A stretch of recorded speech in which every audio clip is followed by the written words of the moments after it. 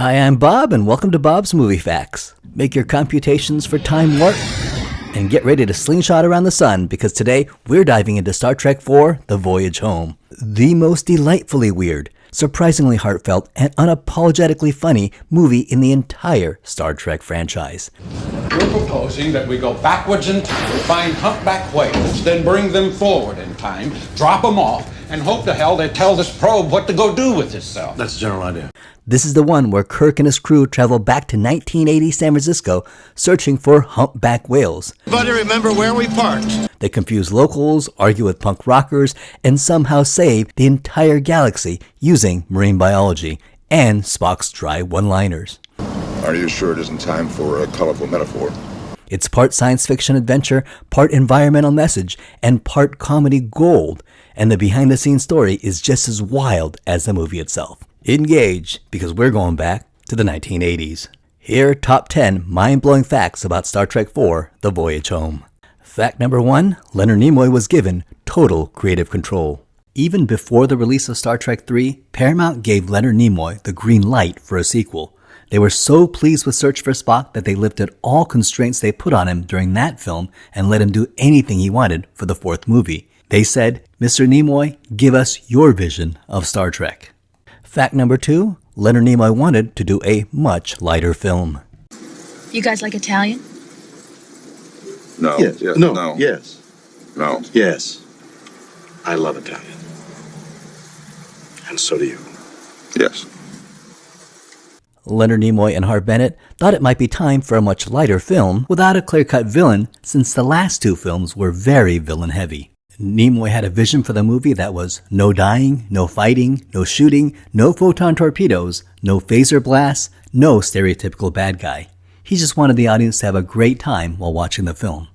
They also wanted to do a time-traveling story. But during pre-production, William Shatner demanded too much money, and it looked like he might not be in the movie. Shatner had a very successful TV series called T.J. Hooker and had a little more leverage to negotiate. As a solution, Harve Bennett considered doing a prequel about the adventures of a young Kirk, Spock, and McCoy as cadets in Starfleet, and could use lesser-known actors. They would eventually do this for Star Trek 2009. Nimoy was not a fan of the idea of retiring the entire Star Trek cast for younger and cheaper actors, and this would cause tensions between Nimoy and Bennett. William Shatner and Paramount finally settled on a salary, and Shatner and Nimoy were both offered $2.5 million to return, and Shatner was given a clause in his contract that will allow him to direct the next film if he wanted to. And William Shatner would accept the offer, but that's another story. Fact number 3, Leonard Nimoy wanted this movie to have an important message. Leonard Nimoy was interested in ecology and of extinct animals since reading a book called Biophilia by Harvard biologist E.O. Wilson, and wanted to include an environmental message in his film. Nimoy and Bennett decided to do a time-traveling story that had a message about the ecology. It would be about something we take for granted today, but would be instrumental in saving the future. In the original treatment, a plague would be wiping out humanity, and it could only be cured by a small fish, the snail darter, that would exist in the rainforest of the past. In the future, the rainforest would have been completely destroyed. However, Nimoy and Bennett worried that the image of thousands of people dying by disease would be too depressing and would undermine the fun and humor of the movie. Leonard Nimoy worried that the Enterprise traveling all the way back in time in order to get a tiny fish might be a little underwhelming and anticlimactic for audiences. He came up with a perfect solution. Not a tiny fish, but something much larger, something gigantic. Well, how about a whale? Nimoy got the idea after talking to his friend about the mystery of the songs of humpback whales. He thought the idea of whales and their whale songs could add another layer of intrigue to the story. Fact number 4, Eddie Murphy was almost in this movie. Eddie Murphy was a huge Star Trek fan. Remember all those Star Trek references in his original stand-up act? Only good show on TV now is Star Trek. I like Captain Kirk and shit. By pre-production of this movie, Eddie Murphy had become the new international phenomenon after 48 Hours and Trading Places, and then in 1984, he rose to superstar status with Beverly Hills Cop. Apparently, Eddie Murphy approached them and asked if he could be in the next Star Trek movie. And executive producer Jeff Katzenberg described it as either the best idea in the world or the worst. Nimoy and Bennett were intrigued and thought that his presence could widen Star Trek's audience. In the original screenplay by Steve Meerson and Patrick Krikes, Eddie Murphy was an eccentric English professor who was obsessed with whales and also believed in aliens. Eddie Murphy's character would help the Enterprise crew navigate the world of 1986 San Francisco and find their whales. His meeting up with the crew would not only have propelled the plot, but also provided much of the comic relief. When the Enterprise arrives in the 20th century and hear whale songs in the middle of San Francisco, this is because Eddie Murphy is playing whale songs to his college English class. Also, Eddie Murphy would have a male friend who was a marine biologist named Dr. Julian Taylor and a female friend who was a reporter. Murphy would seek out the Enterprise crew in Golden Gate Park and hit the invisible bird of prey and fall in the grass. And after getting Eddie Murphy's help, Admiral Kirk would thank him and beam up alone, but Murphy would grab Kirk's leg and beam up to the ship, and he would travel back with him to the 23rd century. However, Paramount worried about having Eddie Murphy in their Star Trek movie. There were risks of combining their two most lucrative franchises, Star Trek and Eddie Murphy. At worst, it could dilute both brands. Unfortunately, or perhaps fortunately, Eddie Murphy hated the part. He wanted to play a Starfleet officer, not some crazy person. I was going to be the one that they met when they got to San Francisco, and I was like, no, I want to beam up, be on the ship, so I didn't do it. They had me like talking jive to Spock. He turned down the role and chose to make the Golden Child instead. Therefore, the Eddie Murphy role, the marine biologist part, and the female reporter were combined into one character. Years later, Eddie Murphy regretted turning down this role. Fact number 5, screenwriter Nicholas Meyer made sure Admiral Kirk was the leader. Nimoy and Bennett were not 100% satisfied with the script. They called back an old friend, Nicholas Meyer, who wrote and directed Star Trek II, The Wrath of Khan, and asked him for help. Bennett and Meyer decided to write the script together. Nicholas Meyer had already done a time travel story, Time After Time, that already took place in San Francisco, and he wanted the movie to take place somewhere else, like Paris, but Paramount refused. Nick Meyer rewrote the 1986 San Francisco scenes that involved much of the fish-out-of-water humor, while Harve Bennett rewrote the future Federation scenes on Vulcan, the probe threatening the Earth, and the final trial scene where Kirk is demoted back to captain. Within 20 days, they had a working script. Nicholas Meyer added much of the humor and social commentary that made it to the screen. They showed it to William Shatner, who offered his own notes, and this also required another round of rewrites. Bennett and Meyer were very careful to have Admiral Kirk be the undisputed leader of the group. Every event or action in this movie had to run through Kirk, who would make a command decision whether to proceed or not. For example, in the scene where Spock suspects the probe's message is the song of humpback whales, he tells Kirk immediately. Then when he has the idea to go into the past to get the whales, rather than suggest it himself, he puts the idea into Kirk's head, who ultimately makes the decision to go into time warp. We could attempt to find some humpback whales. You just said there aren't any, except on Earth of the past. Yes, don't you? That is exactly what I said. Well, in that case... Now wait just a damn minute. Spock, start your computations for time warp. The entire movie is like this, where Kirk makes a decision for everything. And most of the filming was done on location in San Francisco. And Leonard Nimoy intentionally chose sites that were famously associated with San Francisco. And this meant that the cast and crew got to be outside. This was the first film in 7 years that was not filmed inside a soundstage. And everyone involved had a great time shooting this movie. Leonard Nimoy would direct the film wearing his white robe and Vulcan ears, then step in front of the camera and act out a few scenes, then go back behind the camera and direct, all while wearing the white robe and Vulcan ears. Fact number 6, Catherine Hicks nailed it as Dr. Jillian Taylor. Bennett and Meyer also decided to make the role of marine biologist Dr. Julian Taylor be a woman in order to match the several predominant female marine biologists who were making news at the time. They also felt it would be interesting to have a female who was not a love interest to play against William Shatner. For the role of Dr. Julian Taylor, they hired Catherine Hicks and renamed her character Jillian Taylor. Catherine Hicks landed her first major TV role as Dr. Faith Coolidge on the soap opera Ryan's Hope.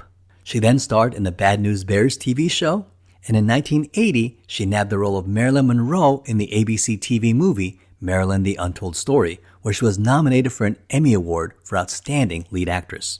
She then played Bill Murray's fiancée in the 1984 film The Razor's Edge, and then starred in this movie, which would earn her a Saturn nomination.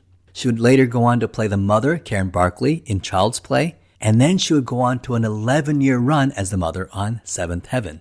Catherine Hicks is a practicing Roman Catholic, and every year since 1987, the University of Notre Dame gives out the Catherine Hicks Award to a graduating senior who demonstrates outstanding talent in theater.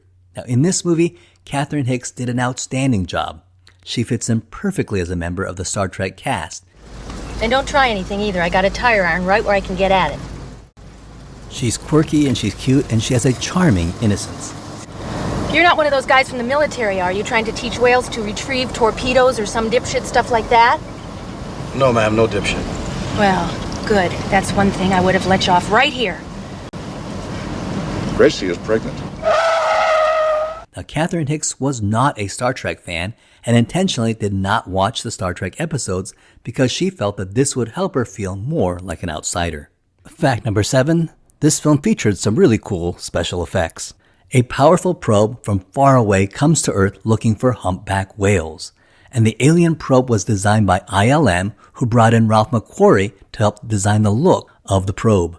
Ralph McQuarrie, the legendary artist who helped create the look of Star Wars. For the look of the probe, they envisioned a cross between a whale and the monolith from 2001, A Space Odyssey. In the original design, the shining spinning antenna was orange, but it ended up looking like a spinning basketball, so they changed it to the color blue. For the sound of the whales, sound editor Mark Mangini asked Leonard Nimoy what he imagined the probe sounding like, and Nimoy made a whoop whoop whoop sound, so Mark Mangini took Leonard Nimoy into a sound studio and recorded him making the whoop whoop whoop sound, and Mangini transformed it into the alien and foreign sounding voice of the probe. For the other ships in this movie, the USS Saratoga was the USS Reliant, and ILM still had the model of Space Dock in storage and just brought it out and used it for this movie. For the time-traveling scene, ILM wanted to create a segment that could showcase the development of CGI, just as the Genesis sequence introduced the world to CGI back in 1982. And this sequence wants to demonstrate CGI morphing technology, where one character morphs into the other. ILM had Ralph McQuarrie envision the sequence, and the team was aware of a company called Cyberware that had pioneered technology where a person could be scanned and a 3D model could be created from that scan, and then the images were morphed from one person to another. Fact number 8. James Horner was not available, so Leonard Nimoy went to his friend, Leonard Rosenman. For the music, Leonard Nimoy wanted James Horner, who composed the music for Wrath of Khan and Search for Spock. However, Horner had other commitments and did not return. Nimoy went to his close friend, Leonard Rosenman, who had already earned 2 Academy Awards for Barry Lyndon and Bound for Glory. And rather than the epic music of Jerry Goldsmith or the intensity of James Horner, Rosenman decided to match the light tone of the movie. The music features a unique opening theme. Then we get a jazz number when the crew explores the streets of San Francisco, a Russian theme when Chekhov outruns the security guards on the Enterprise, and a comedic medley at the hospital where our crew spring Chekhov. Fact number 9. Leonard Nimoy's assistant stole the show as the punk rocker. One of my favorite scenes in the film is where Spock Vulcan nerve pinches an obnoxious punk rocker. And Leonard Nimoy said that this scene was inspired by a real-life incident where Leonard Nimoy was in New York and waiting at a bus stop when he encountered a young punk with a loud stereo who was blasting it so loud that he was annoying everyone on the street. And Leonard vividly remembered thinking to himself, if I were Spock, I'd just nerve pinch the hell out of that guy. And so Nimoy actually got to do it years later in this movie. However, the earlier writers of the first version of the script have claimed that this scene was actually in the first draft of the script, but it took place on a subway rather than a bus. Regardless, the true hero of the scene is Leonard Nimoy's assistant, Kirk Thatcher, who played the part of the punk rocker, and even shaved his own head, got a mohawk, dyed it orange, and bought his own punk clothes. Kirk Thatcher used to be in a band as a teenager, and he wrote the song, I Hate You. Now originally, Paramount had gotten the license from several new age rock bands like Duran Duran,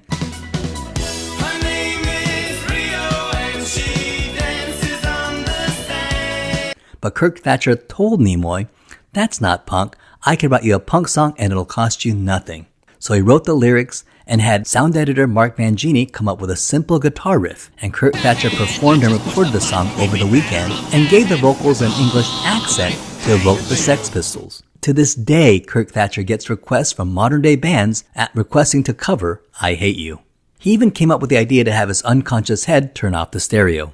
Kirk Thatcher also provided the voice of the computer that quizzes Spock at the beginning of the movie, but the voice was played at high speed. Kirk Thatcher was an ILM employee who was on the team that worked on the ear critter in The Wrath of Khan, and he applied for and got the job as Leonard Nimoy's assistant in this film. And Kirk Thatcher was a die-hard Star Trek fan and was blown away to be working with his idol. Kirk Thatcher was so dedicated and worked so hard on this film that he was promoted to associate producer. And to this day, he is still a working director in Hollywood. He wrote the screenplay for The Muppets Treasure Island and directed 2 Muppet movies, The Muppets Wizard of Oz and The Muppets Christmas Special. And he also produces and directs a kids' TV show called Sid the Science Kid. And in 2022, he played the monster hunter Joe Vaughn in the Marvel show Werewolf by Night. And this is cool. He and Leonard Nimoy remained friends for decades until Nimoy's death in 2015. Kirk Thatcher recalls memories of the voyage home, and after a day of shooting, the two would retire to Nimoy's office, and Nimoy would pour himself a large gin and tonic, and the two would chat about life and the future. And nearly 40 years later, Kirk Thatcher reprised his role as the same punk rocker on Star Trek Picard. Hey! You mind stopping that noise? The temperatures are rising. Set the animal as well. Yeah, okay, fine. I just like that song. Okay, I'm sorry. Sorry. Apologies. Fact number 9, the nuclear vessel scene was totally improvised. Another fan favorite scene is where Chekhov and Uhura are on a busy San Francisco street trying to find directions to the naval base in Alameda where they keep the nuclear vessels. Much of the scene was improvised with extras passing by ignoring our crew. However, one of the bystanders actually answers, Ooh, I don't know if I know the answer to that. I think it's across the bay, in Alameda. And Chekhov says in an exhausting and defeated tone, That's what I said, Alameda. I know that. But where is Alameda? This was accidentally improvised when the extra, who was hired as a non-speaking part, accidentally answered Chekhov. And Leonard Nimoy loved the spontaneity and kept the interaction in the final cut. And her story is actually hilarious. Her name is Leila Serracallo, and she was not an actor, but a random pedestrian whose car was towed due to the city clearing cars for this scene. And they offered her a non-speaking part and she accepted so she could make money and pay for the towing ticket. When we see the shot of the police officer, that was apparently not an extra, but a real San Francisco police officer who was there for crowd control. Now when Uhura and Chekhov find the nuclear vessels, And Admiral, it is the Enterprise. And Nimoy had originally wanted to use the real Enterprise, but the ship was out at sea on a mission, and therefore they used the USS Ranger. Fact number 10, the whales in the movie were lifelike robots that fooled the US Fishing Authority. Now most of the scenes of the whales were actually 4-foot-long animatronic puppets. Nimoy decided to splurge on these puppets and he spent $1 million. And ILM hired professional marine biologist Peter Fulkins as a consultant in order to get the whales' look and movements to be accurate. The models of George and Gracie were operated by remote control with men outside the tank. And they were so realistic that the U.S. Fishing Authority initially criticized the movie for getting too close to the whales during filming. And they were surprised that these whales were not real, but were robot puppets filmed on a Paramount set. Leonard Nimoy was sad that ILM was not nominated for an Academy Award for the creation of the whales, nor did they receive much recognition despite the brilliance of these robots. And Leonard Nimoy suspected that this was because the animatronic whales looked so good and so convincing that most people, including the Academy, just accepted that they were real whales and had no idea that these were robots created by ILM. And for years after the movie, the animatronic whales toured the country on display for children at museums and multiple aquariums. The final scene where the bird of prey crashes in the San Francisco Bay was filmed on a Paramount lot pool. Leonard Nimoy and his crew used the lot pool, which was being used as a parking lot. And the pool was known as Blue Sky Tank and often referred to as the B Tank. And it had been used for the parting of the Red Sea in the film 10 Commandments and for the TV movie Return to Gilligan's Island. And in 1979, the lot was used without water to film the Vulcan scene in Star Trek The Motion Picture. The pool had not been used in decades and no one knew how to use the water pump, so Paramount had to call an old technician who had already retired to come in and teach everyone how to operate the pump. 1 million gallons of water was filtered and sterilized and put into the pool, and the water was 3 feet deep. And the scene where Admiral Kirk swims around the bird of prey was actually done by William Shatner, who did all the swimming by himself. And a full-size humpback whale tail was built and operated so it could be slammed in front of the Star Trek crew. And the staff of Paramount would come to the Blue Sky tank during lunch and enjoy the giant swimming pool and dip their feet in the water while eating their lunch. And you want to know something cool? This building here is the Gene Roddenberry building, which was dedicated to him in 1991, months before his death. And bonus fact, this film was a huge success that may have actually saved the whales in real life. And once again, Leonard Nimoy delivered the film on time and under budget, and the film was actually made on the ultra-low budget of only $21 million, which was even $1 million less than the original projected budget of $22 million. Upon its release, it was a huge critical and box office success, making $39.6 million in its first week and grossing over $133 million overall. And this film was also a huge critical success and received universal critical acclaim. This movie also had what is known as breakout appeal, because many people who were not Star Trek fans came out to watch this movie, and many of them were converted into Trekkies. The success of this movie was instrumental in getting Roddenberry's second live-action Star Trek series on television, because 1 year later, the world saw the release of Star Trek The Next Generation, which was actually already being taped during the filming of Star Trek IV. Furthermore, this film actually brought attention to the plight of the whales who were on the brink of extinction. Greenpeace saw a huge uptick in donations following the release of this movie, and saw huge increases in the interest in the plight of whales, as well as an increase in activism and volunteers who help preserve sea life. This resulted in a decrease of whale hunting throughout the 80s and 90s as the world saw a huge increase in whale watching tourism, which became a multi-billion-dollar industry dwarfing the whale hunting industry. And in 2016, 30 years after the release of this movie, the humpback whale was removed from the endangered species list. So it looks like Leonard Nimoy may have actually saved the whales after all. So those are my top 10 facts about Star Trek IV: The Voyage Home.